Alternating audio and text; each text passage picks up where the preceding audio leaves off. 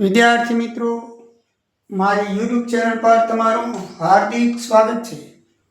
આજે આપણે FI BCom sem 1 માં ફાઇનાન્શિયલ એકાઉન્ટિંગ 1 યુનિટ 3 આર્ટમાલના હિસાબોની અંદર સ્વાધ્યાયનો દાખલો છે, વ્યવહારિક દાખલા નંબર 14। કોમેન્ટ આવી છે 14 અને 15 બે દાખલા ગણાવવાની। તો આજે મિત્રો તમને 14મો દાખલો ગણાવું છું અને કાલે તમને 15મો મોકલાવીશ। તો 14મા દાખલાની રકમ આ પ્રમાણે છે।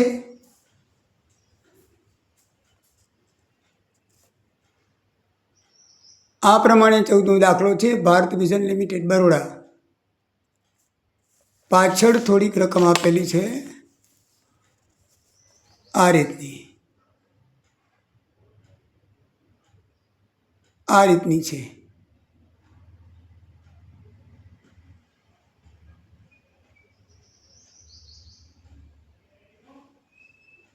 આ એનો જવાબ છે। જવાબ બધા આવી ગયેલા છે। તો મિત્રો,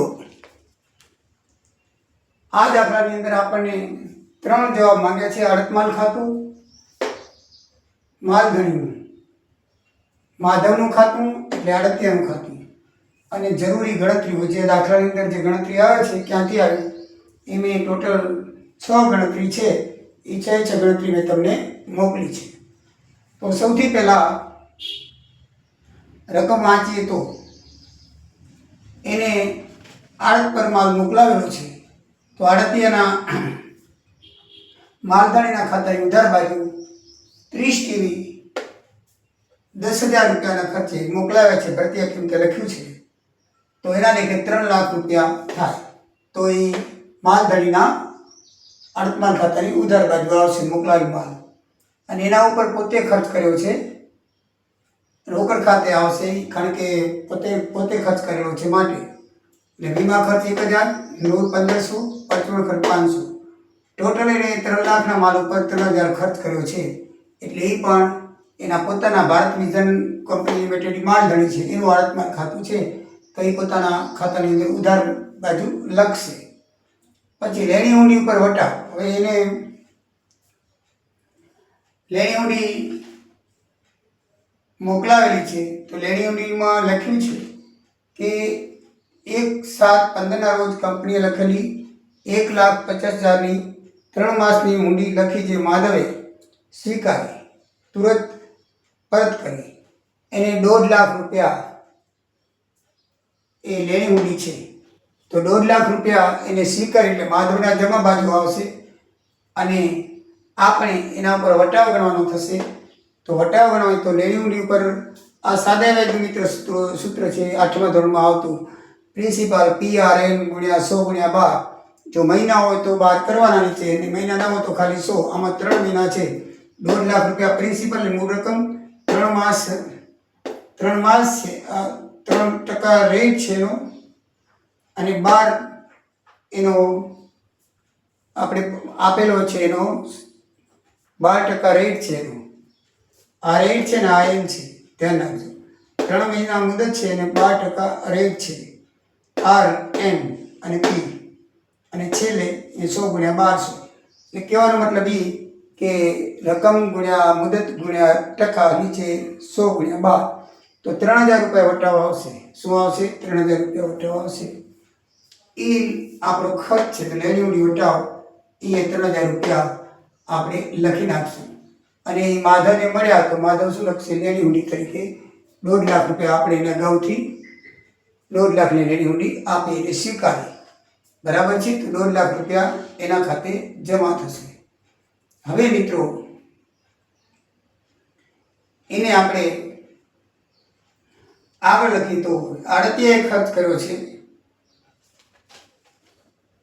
આડતિયાએ પોતે માલ પર ખર્ચ કરેલો છે। કેટલો કરેલો છે? તો જકાત 300 રૂપિયા ચૂકવી છે લખેલું છે, અને માલગાડા 1,500 રૂપિયા ચૂકવેલું છે। તો એ 1,500 રૂપિયા અને જકાત 1,800 રૂપિયા એ આડતિયાના ખર્ચા એ ભવિષ્યમાં ચૂકવા તો આપણે જ પડશે। એટલે આપણું ખર્ચ છે એટલે 1,800 રૂપિયા લખશું, અને આડતિયાઓ પોતાના ખાતામાં લખશે જમા બાજુ। આ બધા જ્યારે વેચાણ થઈ જાય ને ત્યારે બધા લેવાના છે। આ બધા ખર્ચા શું છે? માલધણી કરીને લેવાના છે. એટલે જે લેવાનું છે એ બધું જમા બાજુ હશે. જકાત એને પોતે કર્યો છે, પણ માલધણી ઉધાર કરશે ને એ શું કરશે? જમા. એટલે ટોટલ 1800 રૂપિયા જકાત, 300 અને ગાડા ભાડું 1500, એટલે 1800 રૂપિયા એ અડતિયાના ખાતામાં જમા બાજુ આવશે ને આપણા ખાતામાં એ ભવિષ્યમાં આપણે જ કરે એ લેશે પૈસા. જ્યારે વેચે ને ત્યારે આપણી કંઈ લઈ લેશે, એટલે આપણો તો ખર્ચ જ કહેવાય. એટલે એ આપણે અડતિયાના ખર્ચ લખશું 300 રૂપિયા ને 1500 રૂપિયા. આઈટમ નંબર 1 ઉપર છે. બરાબર છે. પછી ગાલખાદ. મિત્રો ગાલખાદની અંદર નીચે લખેલું છે 5 સૂચનામાં નીર અને લીખેલ બંને નાદાર જાહેર થતા તેની પાસે છેવટનું ડિવિડન્ડ અનુક્રમે 85 પૈસા અને 50 પૈસા મળે. હવે જો આમાં આપણે શીખી ગયા છીએ કે ભલામણથી જે માલ વેચેલો હોય, માલધણીના ભલામણથી આડતીઓ માલ વેચે તો એની જે ખોટ આવે ને આપણે ભોગવવી પડે, અને બાકીનો જે ખોટ આવે એ ભોગવે. બરાબર છે. એટલે આપણે ભોગવવાની હોતી નથી. તો આપણે આ 3150 નો માલ, બરાબર છે. તમે ત્રીજી આઈટમ જોશો, 3 ટીવી 10,500 ની કિંમતે મિહિરની કંપનીની ભલામણથી ઉધાર વેચે. એટલે કંપનીની ભલામણથી 10,500 નો એક ટીવી 3 લેખે. બરાબર છે. તો આપણે અહીંયા એની ગણતરી કરશું ગાલખાતની. મિહિરની ગાલખાત કરશું, માલધારી ભોગવશે.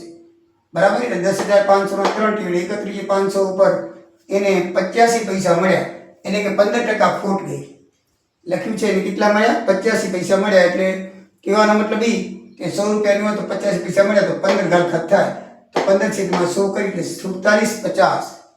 15% થાય એટલે 50% હોય એટલે નીચે 100 આવે. એટલે 31,500 ના 15% કરીએ તો 47,25. એ ગાલખાત એ આપણું નુકસાન છે, આપણે ભોગવવું પડશે.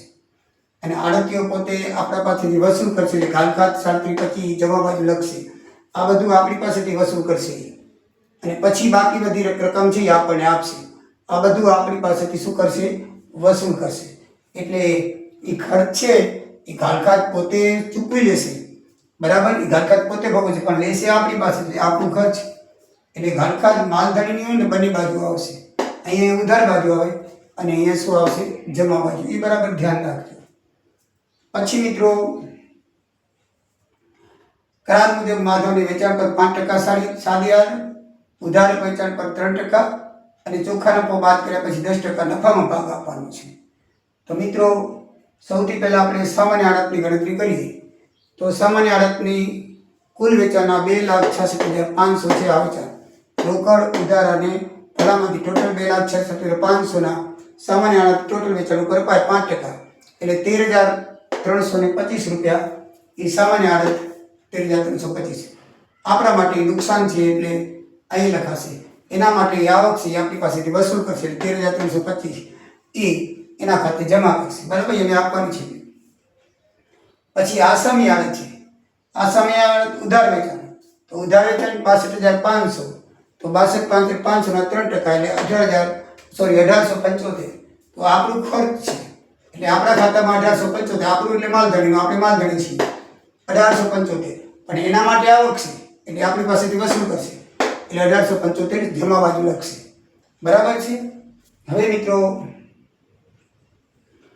વેચાણ નફો પછી જઈશું આપણે સ્ટોક અનામત. બરાબર છે. સ્ટોક અનામતની ગણતરી કરી નથી, કરી દો. સ્ટોક અનામત છે 50,800. 50,800 કેવી રીતે આવ્યા એ લખતા ભૂલાઈ ગઈ છે, આપણે લખી નાખીએ.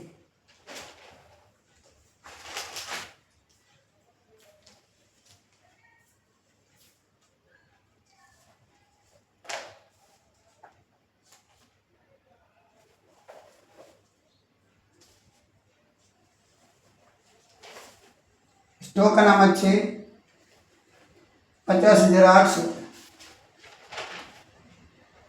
તો 5 ટીવી વધ્યા. આપણે કેટલા ટીવી વધ્યા? 5. એટલે 5 ની કિંમત આપણે 10,000 લેખે લખી મોકલ્યા. એટલે કેટલી થાય? 50,000.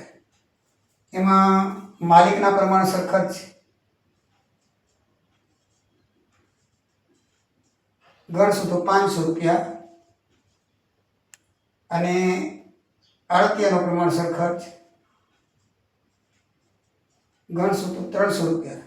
કેવી રીતે ગણાય હું તમને શીખવાડું છું. તો આ 50,800 રૂપિયા આખર સ્ટોક આવે. શું આવ્યો? આખર સ્ટોક. અહીંયા આ 7મી ગણતરી થશે. કઈ થશે? 7મી ગણતરી. મેં લખતા ભૂલી ગયો છું.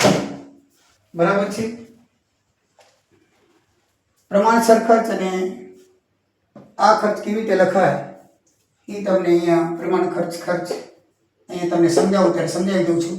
એનો નિયમ છે, ક્યારે પણ પ્રમાણ જે ખર્ચ હોય ખર્ચની રકમ ગુણ્યા જેટલા એકમ હોય તે મોકલાવેલ એકમ. અહીંયા ખર્ચની રકમ જે હોય તે ખર્ચની રકમ કેટલી છે? માલધારી ખર્ચ 3000 છે એટલે અહીંયા 3000 આવે.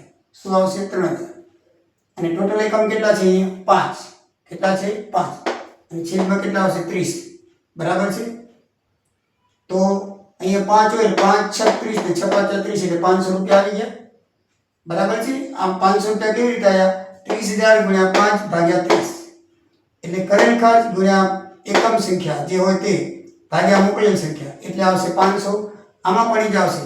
આમાં કરેલ ખર્ચ 1800 છે. કેટલો એને ખર્ચ કર્યો છે? 1800. 1800 ગુણ્યા 5 ભાગ્યા 30 કરશો. 1800 ગુણ્યા 2 છે પણ આપણે અહીંયા 5 કરો. આ શોધવા માટે શું કરવું પડશે? 5 ભાગ્યા 30 કરશો એટલે 300 આવી જશે. એ ટોટલ 50,800 એ સ્ટોક થશે. કેટલો થશે? આખરનો સ્ટોક. બરાબર છે. અહીંયા આ રીતે થશે. 50,000 ગુણ્યા 5 ભાગ્યા 30 એટલે આવશે 500 અને 50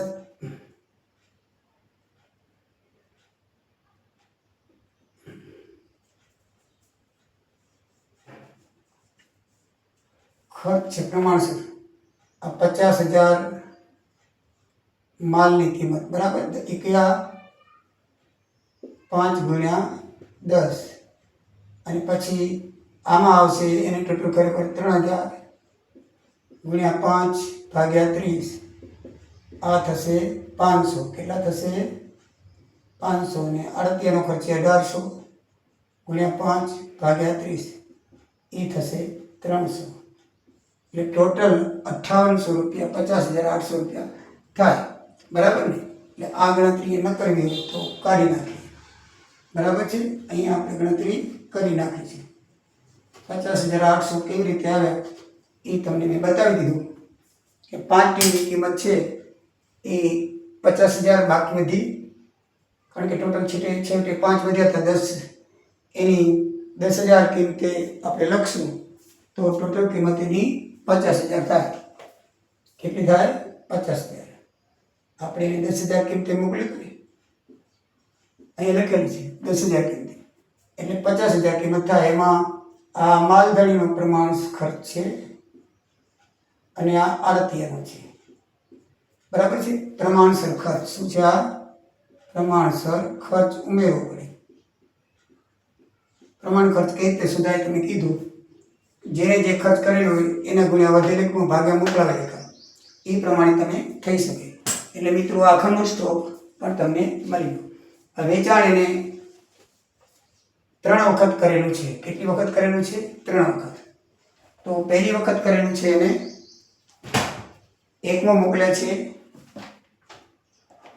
કેટલા મોકલ્યા છે? 15 ટીવી 11,500.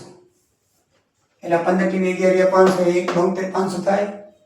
ઉધારમાં 5 ટીવી 12,500 62,500 અને કંપનીની ભલામણથી 3 ટીવી. કેટલા ટીવી? 3 ટીવી. એટલે એ 3 ગુણ્યા 10,500. 3 ગુણ્યા 10,500 કરશો એટલે આપણને ટોટલ વેચાણ થશે. આ છે 3 ગુણ્યા 10,500 એટલે કુલ કેટલું વેચાણ થશે? આટલું. કુલ વેચાણ 2,66,500 થશે. તો 2,66,500 ના 5% લેખે એને સામાન્ય આડત મળે છે. એ આપણે જોઈએ તો સામાન્ય આડતમાં 13,325 18,75 સ્ટોક અનામત 12,500 બરાબર છે. આખરનો સ્ટોક આપણે 50,800 શોધ્યો અને ચોખ્ખા નફા પર આપણે ભાગ પછી જોઈશું. હવે આખરનો સ્ટોક આપણને મળી ગયો, વેચાણ પણ આપણને મળી ગયું. અસામાન્ય નુકસાન કેવી રીતે આવ્યું છે એ જોઈએ. તો મિત્રો 2 ટીમને નુકસાન પામ્યું છે. આપણી મૂળ કિંમત 7500 છે, પ્રત્યય કિંમત નહીં થાય. જ્યારે તમે વીમા કંપનીની હિસાબ કરો ત્યારે મૂળ કિંમત આપણી લખવાની. આપણી 7500 છે ગુણ્યા 2 ટીમ 15,000 થયા. એમાં પ્રમાણસર ખર્ચ એ 3,000 ગુણ્યા 2 ટીમ છે, અહીંયા 5 હતા તો આપણે 5 કર્યા આ જગ્યાએ. તો પ્રમાણસર ખર્ચ કરવો હોય ત્યારે જે રકમ હોય ખર્ચ એના ગુણ્યા 1 મોડ ભાગ્યા મોકલેલી રકમ એટલે આ 200 રૂપિયા થાય. એવી રીતે આરતીયાનો 1800 ખર્ચ છે ગુણ્યા 2 ભાગ્યા 30. આનો 3,000 ખર્ચ છે અને આનો છે 1800 ખર્ચ. જેને જે ખર્ચ કર્યો હોય એ ખર્ચ ગુણ્યા એકમ ભાગ્યા મોકલાવેલ એકમ કરો એટલે પ્રમાણસર ખર્ચ આવી જાય. તો એ પ્રમાણ ખર્ચ ઉમેરી એટલે 15,320 રૂપિયા આપણો ખર્ચ થાય, આપણું કુલ કિંમત થાય. વીમા કંપની આપણા 12,000 મંજૂર કર્યા છે તો 3,320 રૂપિયા આપણને શું થાય? અસામાન્ય નુકસાન થાય. શું થાય? અસામાન્ય નુકસાન. કેટલું થાય? 3,320 રૂપિયા. તો 3,320 રૂપિયા અસામાન્ય નુકસાન આપણે એ થશે. તો હવે આપણે આગળ જઈએ તો કુલ વેચાણ આવી ગયું. આ અસામાન્ય નુકસાન 3,320 વીમા કંપનીના 12,000 અને 3,320 રૂપિયા એ ટોટલ 15,320 આપણું નુકસાન છે કહેવાય. ટોટલ નુકસાન કેટલું? વીમા કંપની આપણને 12,000 આપશે પણ પછી વત્તા નુકસાન એટલે ટોટલ 15,320 રૂપિયા લખાશે. કેટલા લખાશે? અસામાન્ય નુકસાનમાં આવશે. કેવા આવશે? અસામાન્ય નુકસાનની અંદર. બરાબર છે. પછી આપણે આખરનો સ્ટોક શોધી લીધો. હવે મિત્રો આ બાજુ ટોટલ 4,07,720 થશે અને એમાંથી તમે આટલા સુધી ટોટલ બાદ કરશો એટલે આટલું આવશે. કેટલું આવશે? 97,395 આવશે. 67,395 આવશે. તો 67,395 છે એ આપણો ચોખ્ખો નફો થશે. શું થશે? ચોખ્ખો નફો. હવે ચોખ્ખા નફાના 10% કમિશન આપવાનું છે. તો આપણે ધારવું પડશે. ધારો કે ચોખ્ખો નફો 100 રૂપિયા વત્તા કમિશન 10% એટલે 110 રૂપિયા થાય. તો 110 રૂપિયા નફા એ કમિશન બરાબર 10 રૂપિયા હોય તો 67,395 નફો હોય કેટલું હોય? તો 83 માંડી તો 6126.81 આવે એટલે નિયર એબાઉટ 6127 થાય. એટલે ચોખ્ખા નફાનો ભાગ એનો 6127 આપણે લખ્યો. હવે આપણે ટોટલ કરશું તો એ જે 127 છે એને આપણે 65,395 માંથી બાદ કરો એટલે 61,268 આવશે એટલે ચોખ્ખો નફો આવશે. એ 61 લખી લેશો એટલે આ ટોટલ આખું 4,07,620 માંથી બાદ કરશો એટલે 61,268 આવશે ડિફરન્સ. એટલે આ રીતે તમારું ખાતું થાય. હવે એને નફામાંથી જે ભાગ મળેલ છે 10% તે 61,27 10% એનો નફામાં ભાગ થાય એ આપણી પાસેથી વસૂલ કરશે, લેશે. આપણો ખર્ચ છે એટલે ઉધાર બાજુ લખ્યું. એની આવક છે 6167. હવે મિત્રો આરતીયના ખાતાની અંદર એને જે 3 પ્રકારનો વેચાણ કર્યું છે એ ઉધાર બાજુ લખશે. એની આવક આટલી થઈ. આપણે જે માલ મોકલાવ્યો હતો એમાંથી એને આટલા રૂપિયા ઉપજાવ્યા, 2,66,500 ઉપજાવ્યા. હવે એમાંથી એને કાપવાના કયા છે? બરાબર છે. એક તો લેણી હુંડી 1,50,000 બરાબર છે. એને જે મોકલાવી સ્વીકારી હતી એને 1,50,000 કાપવાના. પછી આપણા વતીથી જે ખર્ચ કરતો 1800 એ આપણે એને કાપી દેવો પડે. આપણી જે ગાલખાત છે એ પણ આપણી પાસેથી વસૂલ કરશે. એની સામાન્ય આડત એ પણ આપણી પાસેથી વસૂલ કરશે. એની આસામી આડત એ પણ આપણી પાસેથી વસૂલ કરશે. અને નફામાંથી મળે 10% ભાગ એ પણ આપણી પાસેથી વસૂલ કરશે. આપણા માલની આટલી કિંમત થઈ એમાંથી આટલા રૂપિયા એ કાપી અને આટલા રૂપિયા બેંક ખાતે ડ્રાફ્ટ આપણને 88,648 નો આપણને મોકલાવશે. કેટલાનો મોકલાવશે? 88,648 નો. તો મિત્રો આ રીતે આ દાખલો થાય છે. આપણા બધા જવાબ આવી જાય છે. કોઈ પણ જવાબ નથી એવો નથી આવતું, એવું બનતું નથી. મેં જોઈ લીધું છે. તો મિત્રો આ રીતે તમારો જવાબ આવશે. હવે સ્ટોક અનામત કેવી રીતે શોધાય? એ આ 12,500 કઈ રીતે આવ્યા મિત્રો સ્ટોક અનામત છે